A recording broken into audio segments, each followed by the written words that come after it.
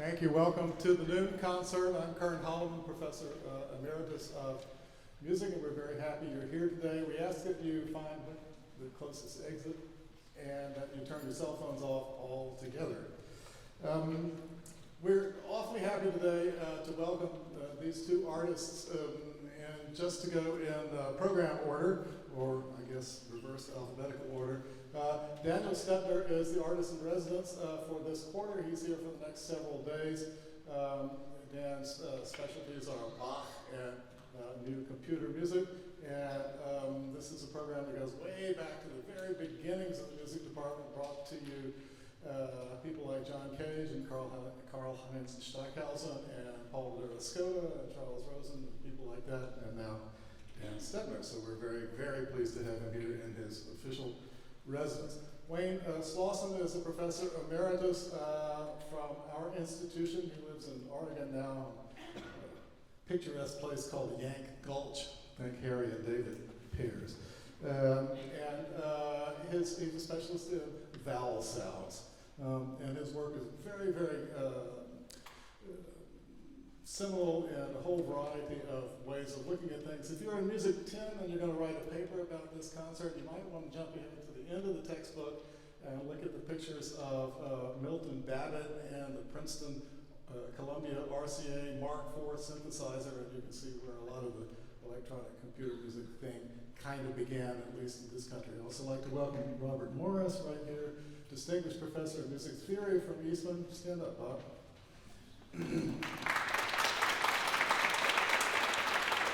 Bob's been a friend of the firm since also a very long time now. That's right. So, welcome to the concert. Enjoy yourselves without further ado.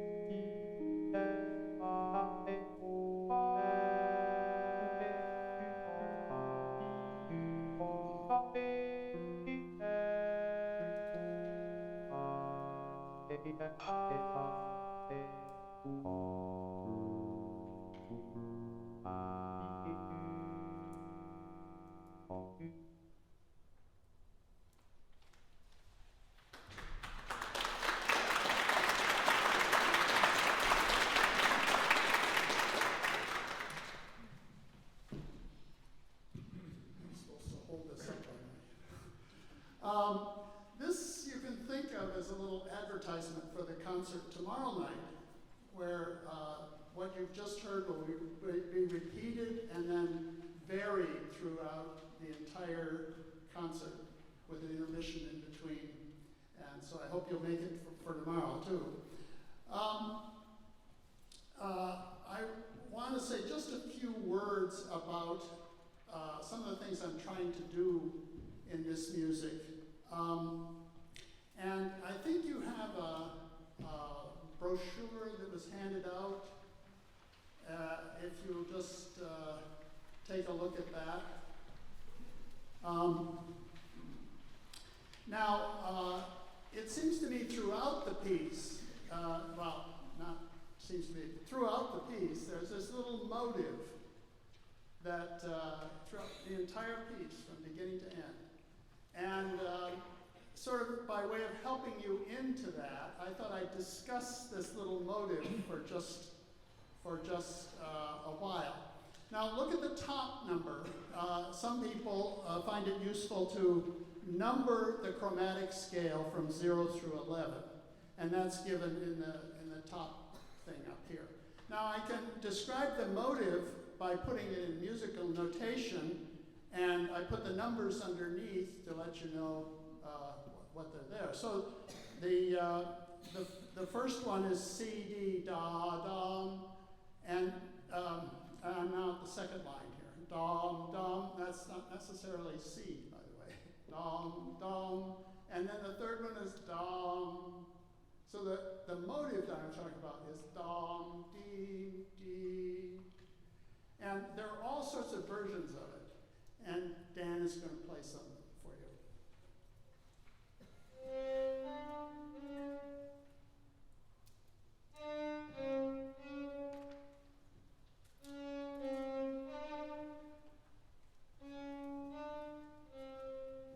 Now, also you can have an octave transposition of these pitches, and that's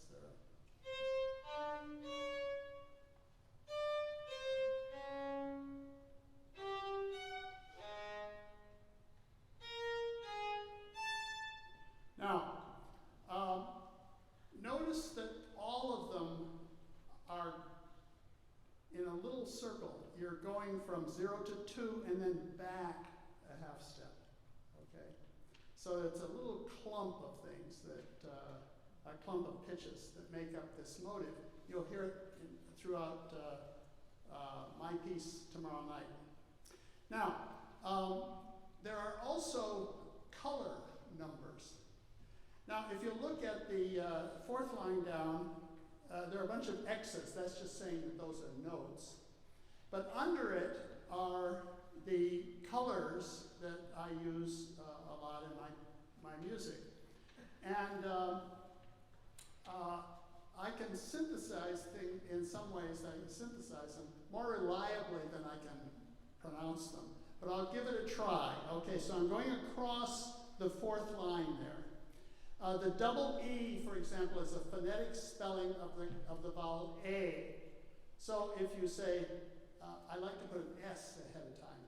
So if you learn to do it, I can do it more reliably if I say, se, sa, sa,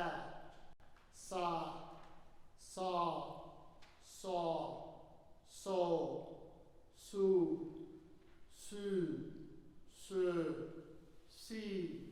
si, and then back to say. Now, some of these the vowels that these represent are present in Scandinavian languages, but not all of them. I know of no vowel system in the world that has more than 11 of these. So I've made up one, but it fits in with the collection. Now, color examples of the mixed doubles motive, that is of the piece you've heard the beginning of, are A, E. So it goes from A to A and then back to E.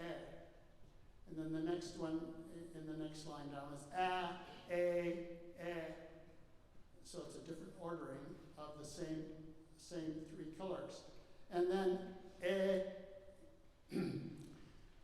se, say, sa. I'm going across the fourth line. Se, sa, say. And then oo, o, oo. And you can see where oo to o is considered one step, and then o to oo is a larger step. And so that too is an example of the motive. I'm not going to, we can get down to the bottom line here, and Dan will play the pitches, and I'll do the, did we decide we're going to play the pitches first and then the colors? Colors first. Okay, so that we're at the bottom line where it says pitch number 11. So, aw, ah, ah. Now, of course, we can't do it together. That you'll have to wait for tomorrow night. Okay, and the last one here is E, U. Okay? So that's that's how it works. And that's actually my contribution to this concert. And Dan is going to take over talking about the Odyssey of the Chaconne, which is... Thank you, Wayne.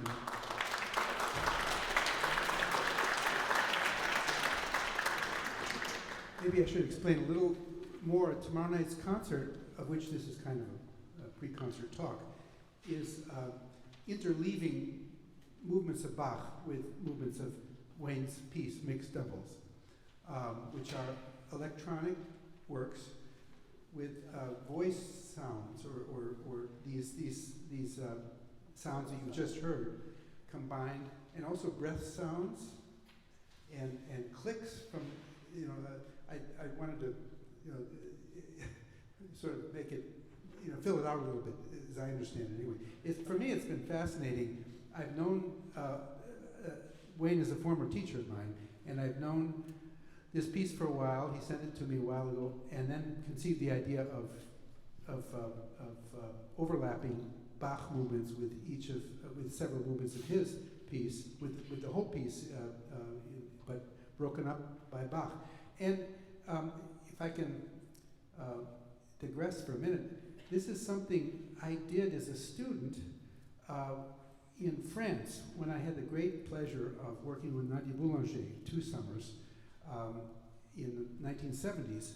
She coached me in violin repertoire, among other things, and she had me do a movement of Bach, and then a movement of Stravinsky, and another movement of Bach, and a movement of Debussy.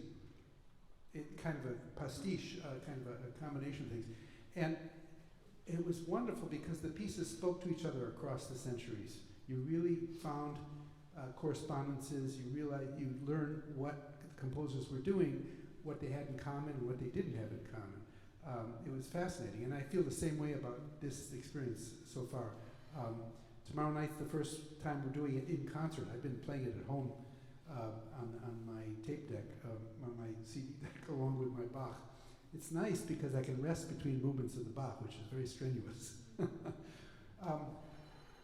I suggested when Wayne asked me to help fill out this hour that I talk about the Chaconne of Bach a little bit because I'm very involved with a project right now, a video project actually, for which I got a grant from Brandeis where I taught for many years. I call it the Odyssey of the Chaconne because of where it came from and where it's gone. And in many ways it's my own odyssey too, discovering about it, discovering the history of it. Growing up as a violinist, the Chaconne meant one thing, this piece by Bach, which you will hear tomorrow at the end of the concert. It is probably one of the great icons of violin literature, one of the great, well-known pieces because of its complexity and difficulty. It's not the hardest piece ever written, but it requires a kind of a consistency and an intensity and a kind of a building of intensity, which is a great challenge. Brahms loved this piece greatly. He wrote in a letter to Clara that he said, if I had had the creative imagination that went into writing this piece, I'd probably go mad. He said, I just can't believe what he has done with in this little tiny instrument.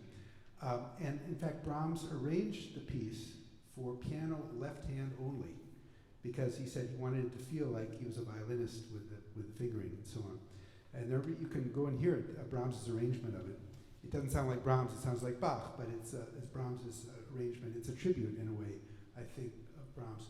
Anyway, to me, growing up as a violinist, a lazy violinist, I might add, I heard the word chaconne. My teacher often said, you're never going to be able to play the chaconne if you don't practice more. And my parents, who were both musicians, talked about the chaconne, and before I ever heard it. And it was like this great looming monster. I finally heard it in concert and then recording, and it struck me as a heavy, impenetrable piece of music that I couldn't imagine being able to play or even wanting to play because of the way it was often played. Wonderfully played by great violinists, but played like a big, heavy dirge, which I think is a misreading of what Bach was doing. But what was wonderful in my sort of history with this piece was learning in a music history course when I was, I think, a freshman or sophomore, that the dance form, the chaconne, from which the chaconne comes, it's a dance, not a dirge. The dance form came from Mexico. This was a shock because of my already, preconceptions about European music, great music, could only be written by dead white males, of course.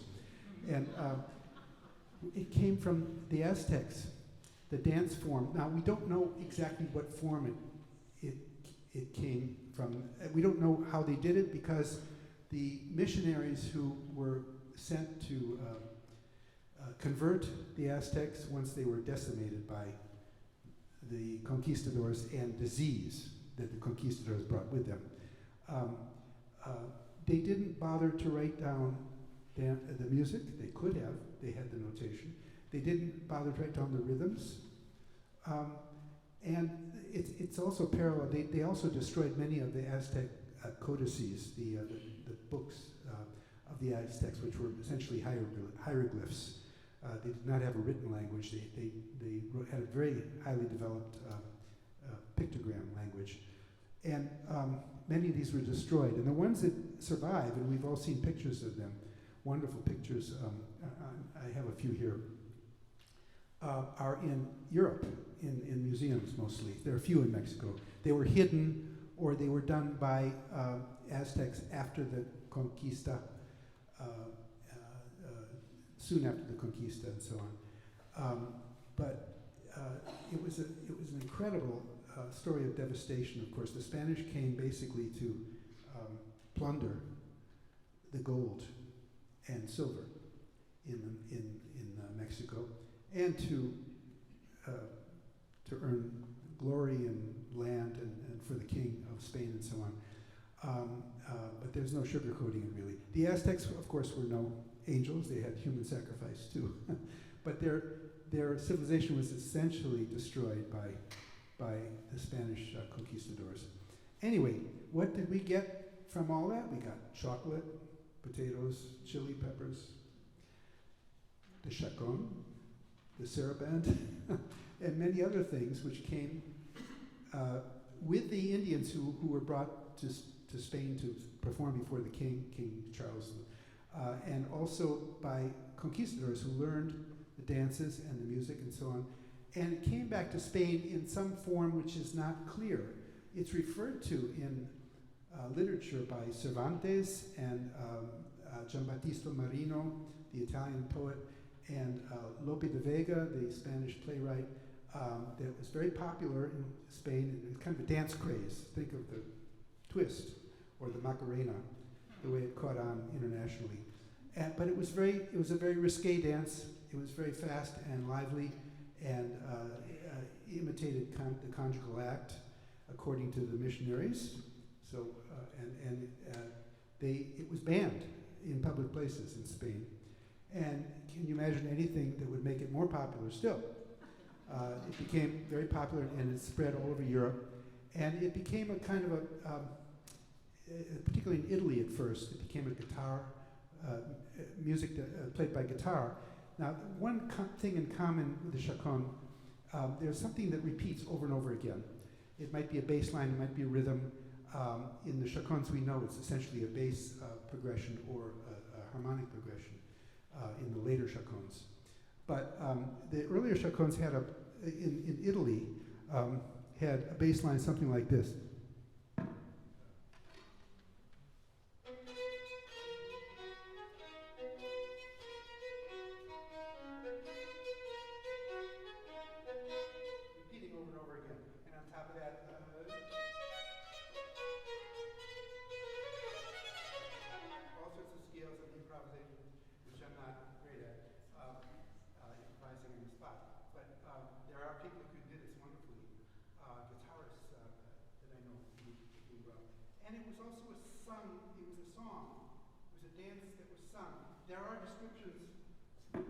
There are descriptions of the Aztecs dancing and singing at the same time, particularly younger folk. They're showing off. There was a great many dances, names of dances that came from Mexico, dance names, but the chaconne and saraband were two that somehow stuck in Europe. Anyway, perhaps because of the popularity of the dance, it had to be domesticated. So eventually it was danced at court, in the Spanish court and in the French court and so on. It was slowed down, and steps were, the dance historians can tell you how dances over time generally slow down and became more noble, as it were. And in France particularly, it became very popular in opera. It was often the last movement of a grand opera in the age of Louis XIV. It was the production number where you have all the elements of the opera finally coming together dramatically and also in terms of the forces, the chorus, the orchestra, the soloists, dancers, and spectacle, lighting, effects, and so the chaconne. And by this time, the chaconne had a certain identity. It had a rhythm, which was always in a triple meter of some kind, and it often had an accent on the second beat of the three beats.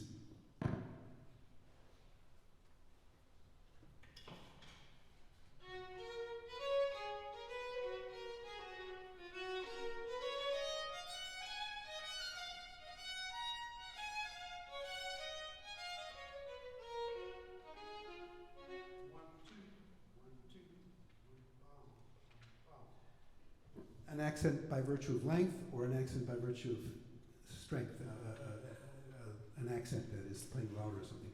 Now, this is the French chaconne of the 17th and 18th century, there are descriptions of how fast it should be relative to the human pulse. A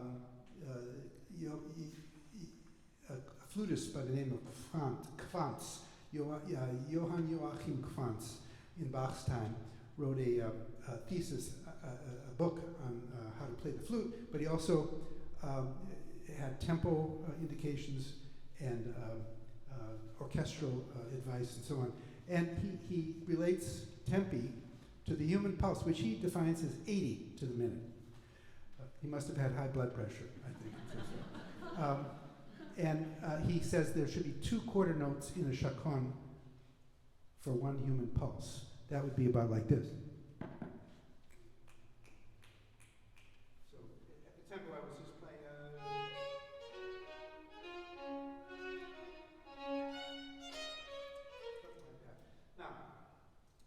Now, if that's a guide, first of all, you have various chaconnes by Corelli and others who have actual tempo markings. They have a chaconne in allegro, and they have a chaconne adagio. So you have the same rhythm but different tempo. The Bach chaconne, the big one, the one that we all know, doesn't have a tempo marking or an indication of tempo. It just says Chaconne, the Italian spelling Chaconne. Now, if I were to try to play the Bach chaconne at that tempo,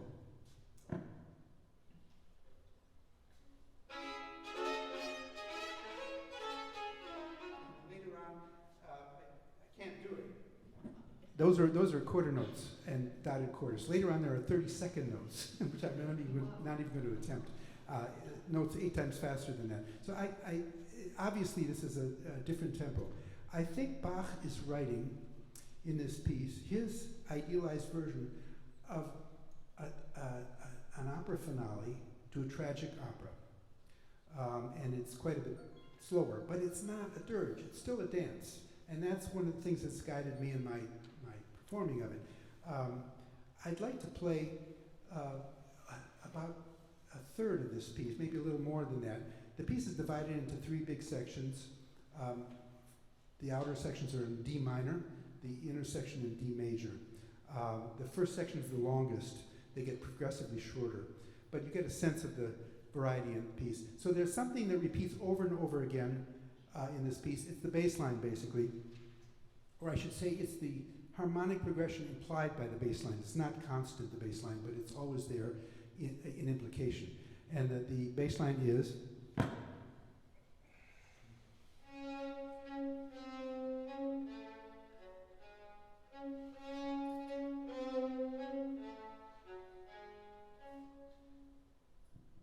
That's a variation of a very common chaconne bass, which you hear in all sorts of music, French, Spanish, and Italian.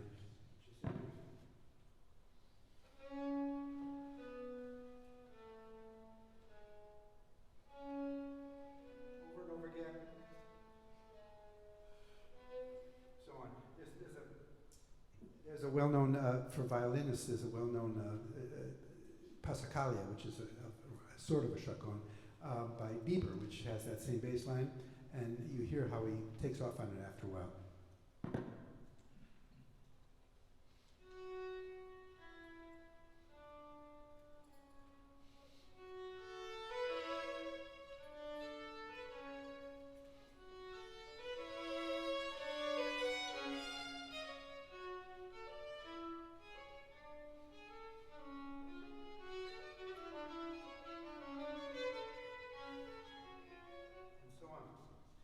that's repeated, I think, about 32 times, that bass line, with all sorts of variations on top of it. And that's what Bach is doing too, but in a more sophisticated way, and with a kind of a slightly more intricate bass line. But it's essentially a chaconne, if I had to define it, and it gets harder and harder the more the more I research.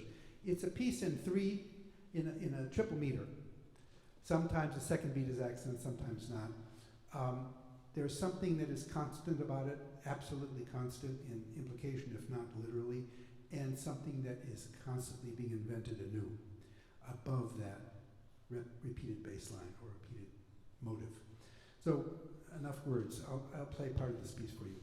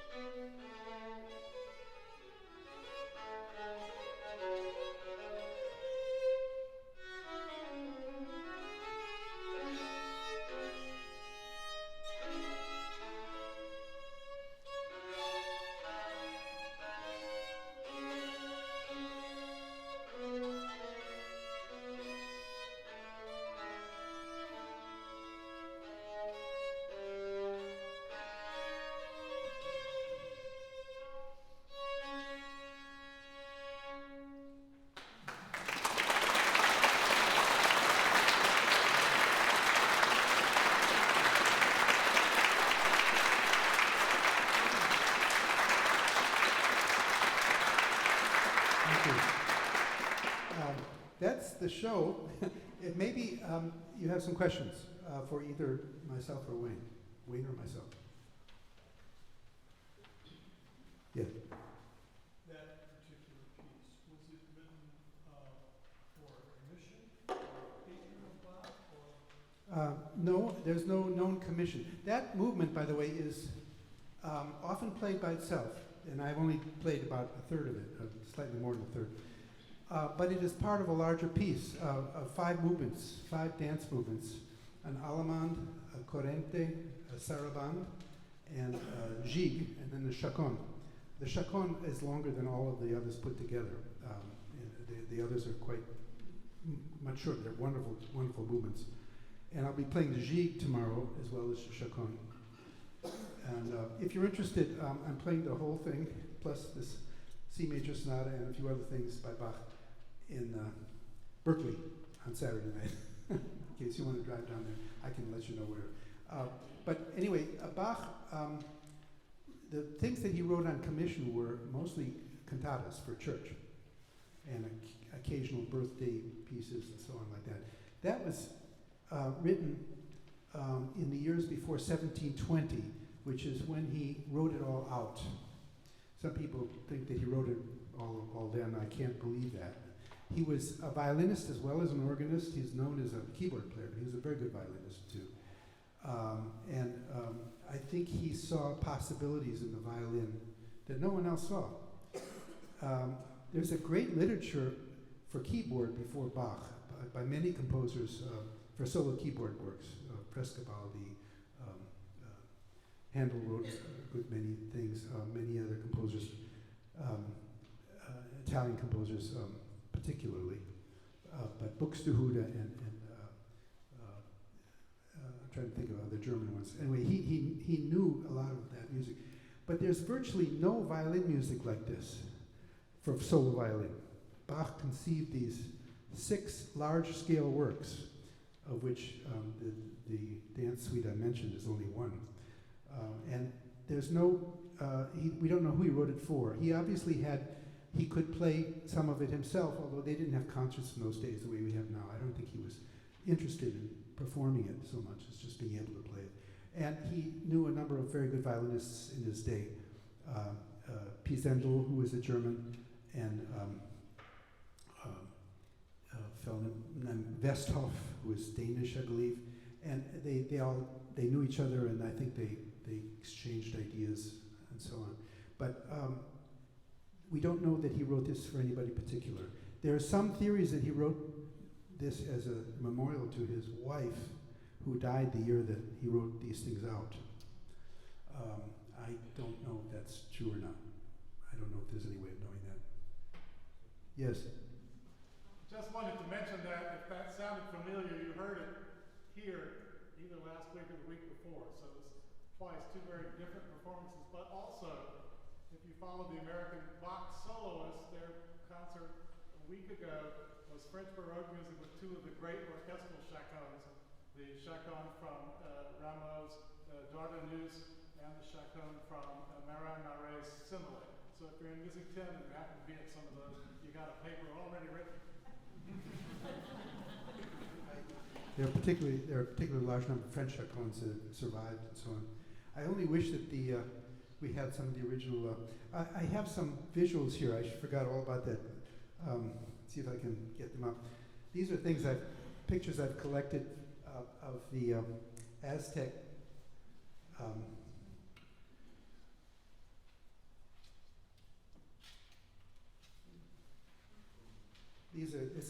I'll just describe these briefly. This is not an art history lecture, but I guess what I was interested in here is how incredibly advanced the arts were among the Aztecs. We all know the Aztec calendar. You've seen pictures of that. But all sorts of other gold work like this. This was the Spanish made away with a lot of gold like this, and they melted it down and turned it into ingots so that they could transport it back to Spain. Charles V needed gold to finance all his wars against the Turks, against the Protestants in the north, against the French at times, and And of course, he needed to finance the expeditionary, the exploratory, like the conquistadors, the exploratory attempts. This is a Spanish print that's been colored. I think it was colored quite a while ago, though, of Montezuma dancing in his court in Mexico City. Now, this is highly stylized and westernized, I think. It's not probably what it looked like. Those are feathers. Those are some kind of collections of feathers that the dancers have down on the floor, and Montezuma is in the middle. This is a print from the 18th century, a long while after it happened, of the Spanish, one of the great Spanish massacres in Mexico City. It happened during a festival when there was a lot of dancing. There's another one. And the conquistadors are beginning to feel as though they were in danger. Cortez had temporarily left Mexico City for he had to put down a little rebellion against him on the coast. And his second in command was particularly nervous and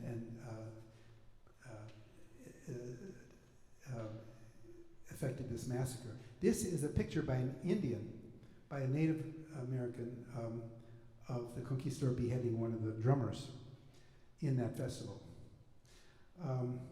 This is a picture of one of the codexes that have survived. This is accordion style sort of parchment or skins that so on. And these, you've seen pictures like these. These are some of the surviving drawings of the Aztecs before the contact with the Spanish. I like this one because you have on the right, you have a dancer. You can see how his legs are, he's in motion, and he's singing. And on the left, you have a drummer who's singing also, and many other things I can't explain. This is a colorized, I mean, this is I think a restored version of another set of dancers. This is an unrestored painting from one of the codices, and I found this fascinating because I saw some detail from it, so I got the original. If you see in the middle of the circle there are two musicians. You can't make them out very well, and all around them are dancing women, and it was interpreted by one of the indigenous informers of Bernard Sahagún, one of the missionaries who is an important source of information, that these were women who had lost children, miscarriages or whatnot. And you can see that they look rather glum. You'll see it better, a little better here. This is a colorized, restored version. And it's not, the resolution isn't very good, but I wanted to get detail of the musicians here. You have both of them dancing. The one on the left is playing the drums and singing. You can see those swirly things coming out of his mouth, and the one on the right is playing a wind instrument of some kind. They had wooden trumpets and conch shells and recorders and drums. They did not have string instruments of any kind. Here's a drawing of that same thing, and here's a detail from that drawing. I was just very interested in the musicians and what some of the what the ethos of the dancing that might inform the Chaconne. This is by an indigenous artist well after the conquistadors, where they've adopted some of the European style of painting, much less stylized.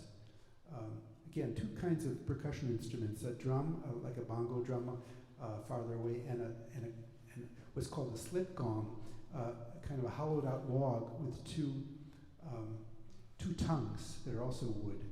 And they're played with mallets. They have two different pitches. Some have survived. There's some more of the same sort of thing. I don't want to get too detailed.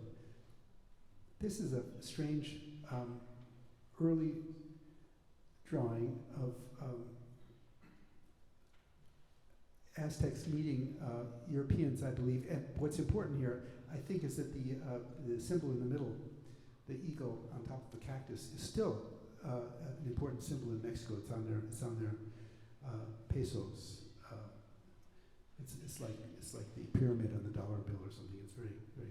Here's another indigenous painting. Drums in the middle and circle dances around. They had rattles and things like that too. I think that might be what they had. So I guess the interest for me is that there's so much sophistication that we can glean from paintings and so on, and descriptions. There are schools of music in the Aztec world, and students were punished very severely if they dropped a beat in an important ceremony. It was very important to sing and play well. Youths enjoyed leading dances, showing off how they could dance and so on. Now all this sort of informs the early history of the Chaconne, and how you get to Bach from that is anybody's guess. I mean, it's some kind of an interesting transformation that's happened over time. Whether Bach knew anything of the origins, we have no idea. A musicologist I know who is a Bach expert says no, he couldn't have possibly. However, I think he incorporates a little bit of Spanish harmony in his music, more than usual. Let me play a short excerpt of the last part of the Chaconne. See if you don't hear some Spanish guitar harmony in it.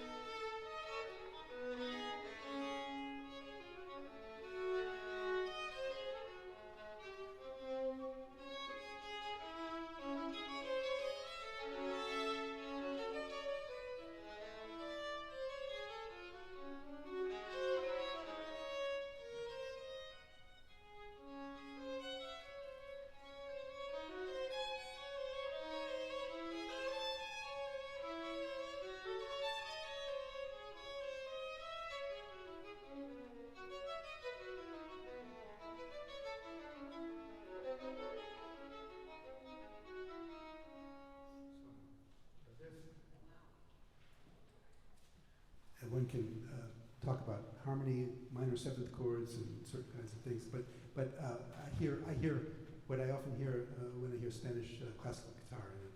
So maybe there's something of that in the darkness of the Spanish, of the paintings, of the culture, and so on, that Bach was trying to capture. Who knows? I don't know. So the more I find out about this, the less clear it becomes.